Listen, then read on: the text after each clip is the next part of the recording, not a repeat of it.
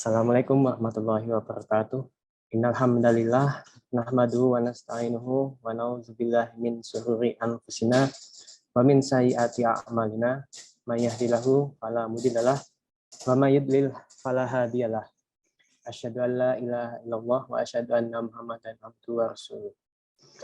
Pertama-tama marilah kita panjatkan rasa puji syukur kehadirat Allah Subhanahu wa taala, yang mana dengan segala rahmat dan nikmatnya kita masih diberikan umur panjang, sehingga pada kesempatan ini alhamdulillah akan dipertemukan lagi dengan hari kemenangan umat Islam, yakni Raya Idul Adha. Salawat serta salam semoga selalu tercurahkan kepada baginda Nabi Muhammad SAW yang telah membawa kita dari zaman jahiliyah ke zaman yang terang benderang seperti saat ini. Bapak, Ibu, dan sahabat BSI yang saya hormati, dengan datangnya Hari Raya Idul Adha kali ini, semoga Allah Subhanahu wa taala memberikan kita semua hidayah untuk lebih bisa mendekatkan diri kepadanya selaku Tuhan semua alam. Mari kita tingkatkan rasa takwa kita kepada Allah Subhanahu wa taala agar kelak kita diberikan keselamatan di akhirat.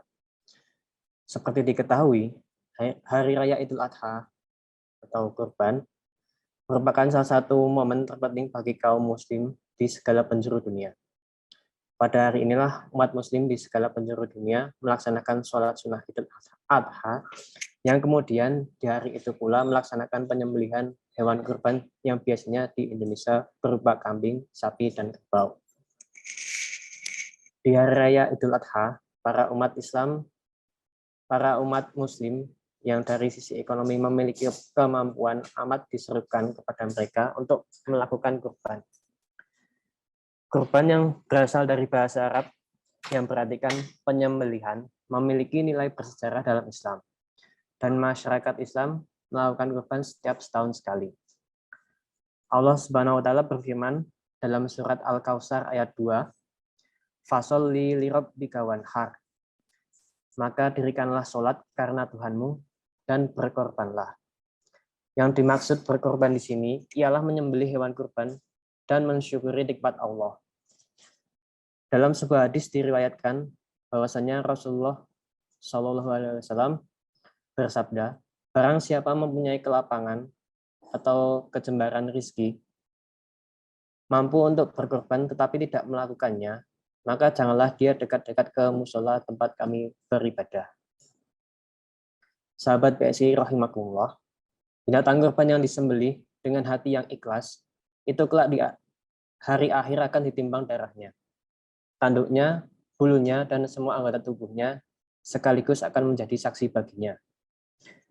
Rasulullah SAW bersabda, yang artinya, sembelihlah kurban dan senangkanlah hatimu. Sesungguhnya seorang muslim yang menghadapkan hewan-hewan sembelihnya ke kiblat, maka darah hewan itu, tanduknya dan bulunya semuanya merupakan kebajikan yang akan ditimbang pada hari kiamat. Menyembelih binatang kurban itu mengandung dua aspek perwujudan, yaitu yang pertama aspek uhudiyah atau peribadatan, yaitu berbakti dan mendekatkan diri kepada Tuhan. Sesuai dengan asal kata korban, itu berasal dari kata koroba, yang artinya mendekatkan diri kepada Allah. Sebagai imbangan pendekatan itu, maka Allah dekat pula kepada orang yang berkorban, dan Tuhan akan melipat gandakan pahalanya di akhirat kelak. Terus yang kedua, aspek kemasyarakatan. Karena dengan melakukan korban dan membagi-bagikan daging sembelihan itu, akan berkembanglah pendekatan sesama umat manusia, di mana kaum muslimin yang sedang hidup dalam garis kemiskinan, yang selama hidupnya tidak pernah makan daging sapi, ini dia merasakan bagaimana nikmatnya makan daging sapi. Dengan jalan ini, insya Allah akan terciptalah kemurnian sosial dalam masyarakat. Dalam sejarah Islam, sebagaimana diterangkan dalam Al-Quran, terdapat dua peristiwa dilakukannya ritual kurban, yaitu oleh Habil dan Qabil, putra Nabi Adam alaihissalam, serta pada saat Nabi Ibrahim akan mengorbankan Nabi Ismail atas perintah Allah Subhanahu wa taala. Kisah Habil dan Qabil dikisahkan pada Al-Qur'an surat Al-Maidah ayat 27 yang artinya ceritakanlah kepada mereka kisah kedua putra Adam, Habil dan Qabil menurut yang sebenarnya. Ketika keduanya mempersembahkan kurban, maka diterima dari salah seorang dari mereka berdua dan tidak diterima dari yang lain. Yang diterima tadi Habil, dan yang tidak diterima adalah Qabil. Terus Qabil berkata, "Aku pasti membunuhmu." Habil menjawab, "Sesungguhnya Allah hanya menerima kurban dari orang-orang yang bertakwa." Maka dari itu, apabila kita diberikan rizki lebih oleh Allah Subhanahu wa taala, jangan lupa disisihkan untuk membeli hewan untuk disembelih pada hari raya Idul Adha.